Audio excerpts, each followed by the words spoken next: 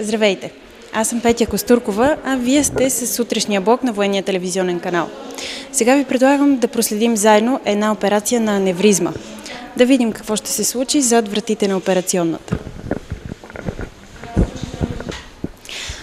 Добър ден, доктор Лилов. Кажете ни сега на каква операция ще присъстваме.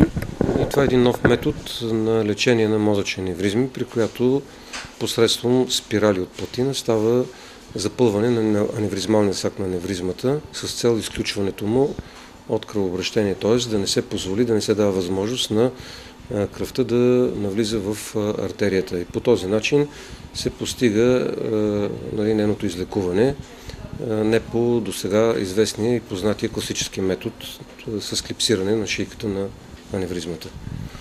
И това е една методика, която вече повече от 10 години се прилага и в нашата страна, благодарение на доктор Роберт Юшкот от Полша.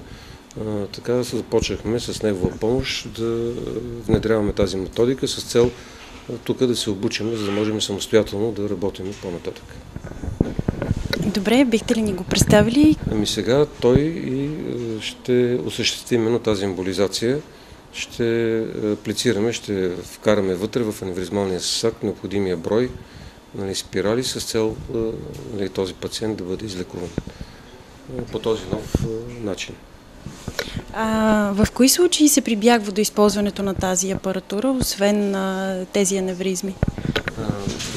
Тази методика се прилага при аневризми, при съдови малформации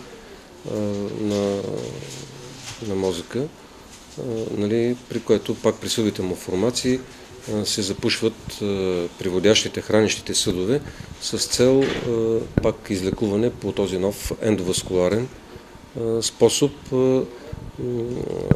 за да се избегне класическата операция, като веднага искам да кажа, че не всички аневризми са показани за лечение по този метод и една част от тях съответно си се лекуват по стария, известния класическия, не стария, класическия способ на неврохирургията. Има ли риск за пациента и колко е голям той при тази операция? Специално в този случай се касае за пациент, който е с 8 мм аневризма на каротис интерна и ако трябва да се сравнява риска в този случай е 4-5%, докато в случаите, когато се работи по класическия метод с отваряне на главата и с клипсиране на шийката, значи тогава процента за усложнения, за опасност от усложнение е между 15 и 20%, така че риска е значително снижен. Има ли някаква възрастова граница, при която не може да се използва този вид операции? Най-честото усложнение при пациентите е субарахноидната хеморагия и се получава така, че обикновено се случва при хора, които са в активна възраст между 40 и 50 години. И да, случва се понякога пациентите да загинат, но риска е много нисък. С кои клиники от Европа сте в тясно взаимодействие? Има ли такива? Аз лично съм ходил на обучение в Полша и благодарение на това съм се запознал с моя колега. И тъй като знам неговите възможности и способности, съм предпочел да работя с него. Още повече, една от първите фирми, която е започвала да произвежда този вид продукти, тя така свързана с полската страна и по този начин е тръгнало нашето запознанство и съвместната ни работа. А каква е сложността на операцията? Мисълта ми е, може ли да се извършват няколко такива на ден или е много тежко? Много е сложно, но просто сме притиснати от времето и ще работим докато ги свършим. От колко време се използва тази методика в Европа и по-специално в Полша?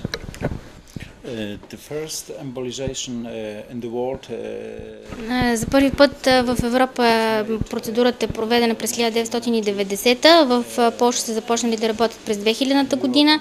Той специално работи около 200 човека на година, а в цяла Полша работят около 500 човека на година. This is 52 years old. Значи в случая се касае за 52 годишен пациент, който е с артериална хипертония и след инцидент с супарахноидна хеморагия. При него аневризмата е на вътрешната каротидна артерия, 8 мм е. Между 20 и 30% от пациентите, които са с супарахноидна хеморагия, умират. Така че при него риска е изключително висок при повторна хеморагия да почине. Идеята е да се влезе с микроводач през артерията, да се достигне до аневризмата и да се въведат микроплатинени спирали, които всъщност да се постигне емболизация и проблема да изчезне. Колко дълго трае самата операция? How long is the whole procedure? Обикновено средно времето се приема, че около 2 часа. Пунктира се феморалната артерия, качва се с микроводач. Не може да се даде точно дефиниция, никой не знае колко точно ще продължи. В момента съм заедно с анестезиолога. Искате да чуете за тайната на анестезията. Значи има две таинства в живота. Едното е събуждането сутрин от сън и другото е събуждането от анестезията. Така че аз не казвам, че ние сме богоизбраните, но все пак сме близо до Господа. Сега, понеже работя с великолепен екип, както в моята клиника, в нашата клиника по анестезиология и реанимация под ръководство на доцент Петров, така и с тези колеги, които са тук, то никак не е трудно да работиме и смятам, че ние, доближавайки се до златния стандарт за провеждане на такава анестезия, както разбира се правят нещата в Европа, ние работим по протокол, но нещата стават лесно, безпроблемно и най-вече добре за пациентите. Чувала съм, че при анестезията винаги има някакъв процент риск и че е възможно въобще пациентите да не се събудят от пойка. Вярно ли е? Какъв е процента? По принцип, всяка манипулация, независимо дали се касае за анестезия или за оперативна намеса, крие риск. На базата на това са разработени проценти за всяко едно нещо. Да, разбира се, при нас също съществува риск от не толкова колкото да не се събуди пациента, колкото да настъпнат усложнения по време на както на анестезията, така и в резултат на манипулацията.